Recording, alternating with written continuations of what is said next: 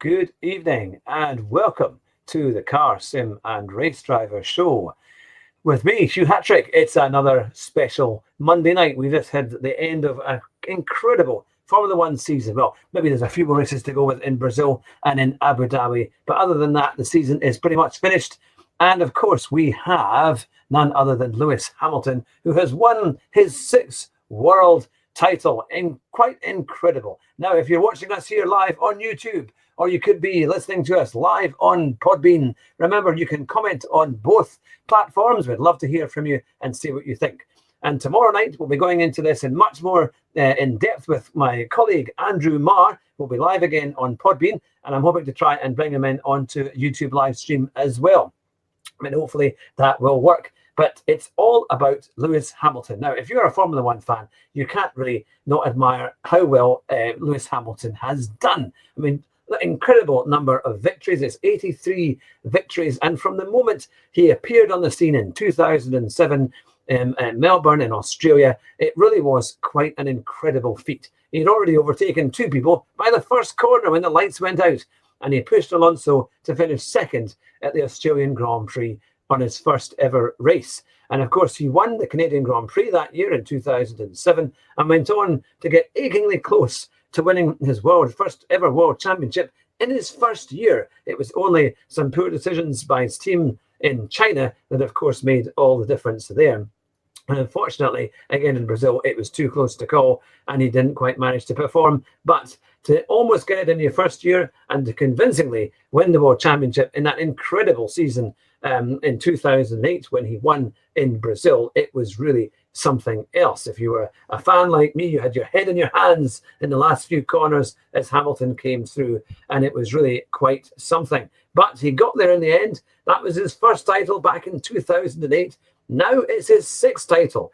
He has more than doubled his, I suppose, his mentor and the legend that he wanted to always be like, of course, Ayrton Senna. You can see the picture there in the background if you're watching here on YouTube. So yes, he has done an incredible job. He now has 6 world titles.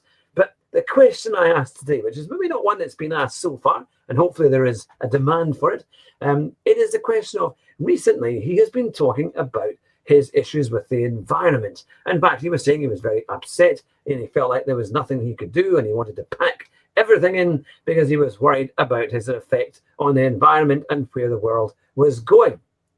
Now, it does sound a bit crazy. I mean, I know we've had all these things with, was it Extinction Rebellion, having their protests in London and all over the world, and they're all saying the world's going to end and so on and so forth.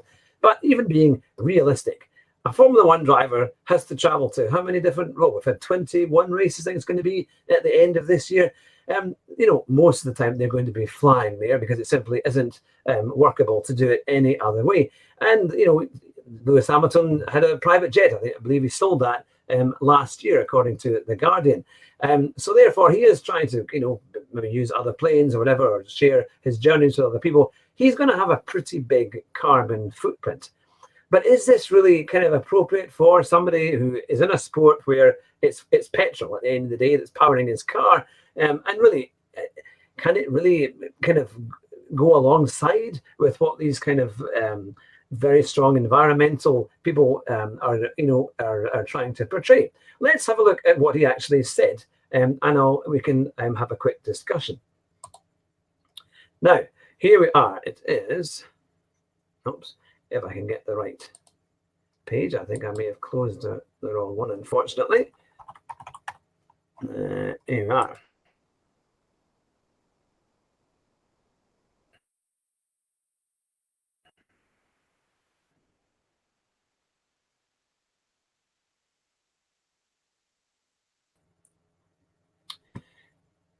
Here we are. I stridently, in which he expressed his despair that not enough was being done to address the climate crisis.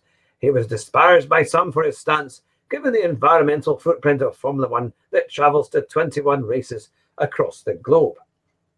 So there you have it. He's obviously gone in for this kind of environmental stuff, and he's making the claim that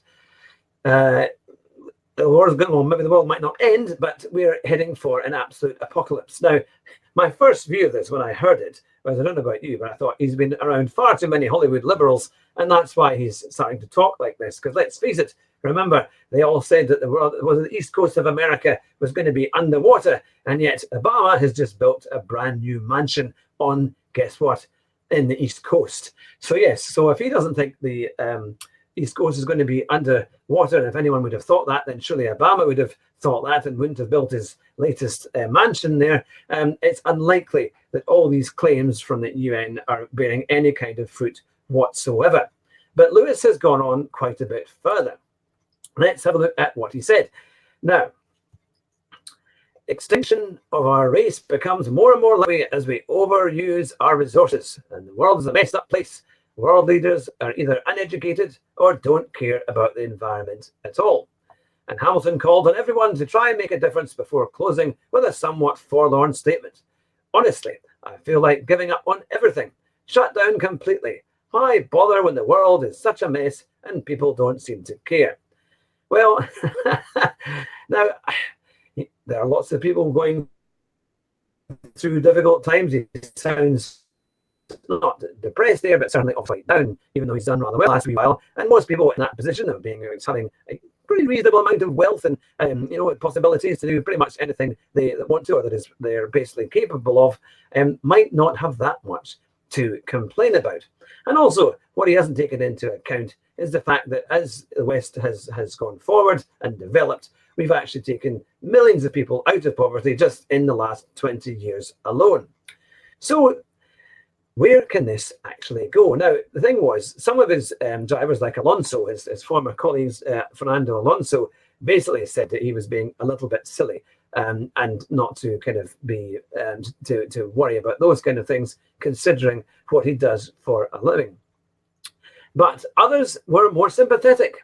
In fact, it was people like Sebastian Vettel said that there was serious issues and that we should take this all very seriously. But I don't know. I mean, maybe that's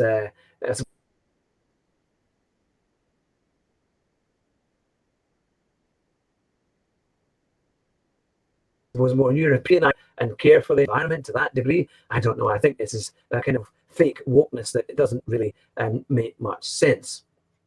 Now, one of the things about Formula One is that it is hybrid technology, and that's a fundamental part of the engine formula, and that has made a huge difference. In fact, compared to the old V8 engines that sounded incredible and really brought so much more of the show to Formula One, but the new engines, the 1.6 turbo hybrids, they use a third less fuel than the old V8s. Now that is a pretty decent improvement, and of course, for Formula One is going, it's pretty good. But they are expensive, and it costs similarly about 3 times as much to run these new engines as it did for the V8. And the whole idea of these new engines was to reduce costs. So it's not exactly done that, but it doesn't seem to be stopping them for, they want to carry on with the new regulations in 2021, and that will continue with the 1.6 hybrids for at least another 5 years. So it is quite something. It is, I have to say, I don't really think it will last. I think it will be one of these things where he's going to talk about it for a little while, and then hopefully it will just pass over.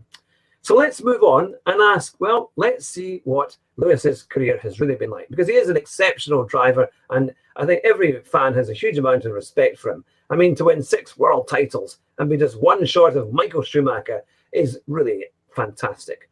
He beat Fangio last year by getting up to 5, or equaling Fangio last year with 5 world titles. Now he's beaten him, and he's made so many incredible champions look rather average. You've got Alan Prost on 4 world titles, Sebastian Vettel on 4 world titles, Jack Brabham on 3, Jackie Stewart on 3, Niki Lauda on 3. There's quite a few. And of course, the legendary Ayrton Senna, who many thought would have gone on to win a lot more if it wasn't for that tragic day on May the 1st, 1994. But he is now the all-time second most successful driver, just 1 title behind the all-time record holder, Michael Schumacher, who of course has won 7. But a 6th world title means that Hamilton has overtaken his Argentinian legend, Juan Manuel Fangio, on the all-time leaderboard, which is, I mean, how long has that record stood for? It really was something else. And it's also Hamilton's 5th title in 6 years. So Hamilton's dominance was only interrupted by Nico Rosberg. And that was in 2016, in that year, when it was a pretty close title. And to be fair, he almost got it. It was really decided at the last race when Hamilton tried to slow everyone up to see if someone would overtake Rosberg. But ultimately, he hung on to it, and Rosberg got his title, and then he retired pretty much straight away. But also, his statistics in terms of his win rate is absolutely huge. He's won over a third of the races that he has competed in, and that's 248 races, which is pretty high. In fact, the only people who are ahead of him is Fangio on 47% of races won that they took part in, and of course the legendary Jim Clark, who has won 35% of the races that he won, and that was a total of 72. But he is miles ahead of many of the rest, and you have to wonder, what will he do next? Will he be able to, I mean, from his interview yesterday, he feels fine and fit and healthy and is rather happy to keep going and race for a good few years yet. And you kind of think, if he can do that, surely he must be one of the only drivers in the current era that can take Michael Schumacher's record and potentially beat it and extend it to something even more incredible. Now, he's only a few short of Michael Schumacher's race wins, because, of course, Schumacher has won 91, and with Hamilton on 83, that's just 8 to go, and they will be on the same number. And in the last few years, Hamilton has won nearly 10 races every season, which is pretty good going. But that's in the last 6 campaigns, he's won an average of 10 Grand Prix. Now, if that trend continues, it really won't be long before he is well ahead of Schumacher in not just total races and victories, but in championships. So, what do you think? Do you think that Hamilton will go on and will win even more championships and titles? Or do you think maybe next year the Red Bull Hondas will catch up? Or perhaps the Ferraris will finally get their act together and be able to win some races and take him on? Why don't you let us know in the comments? And of course, remember to join us tomorrow about 8:30 when I'll be with my good colleague Andrew Marr, and we'll be talking more in depth about Hamilton's incredible victory, having a great chat about Formula One in general and this really pretty good season that has given us some enthralling races from start to finish. So there you have it. It's just a quick show tonight with the Car Sim and Race Driver Show, but come and join us tomorrow. Remember, give us a like, subscribe to our channels, tell all your friends about it, and we will speak to you tomorrow. Take care.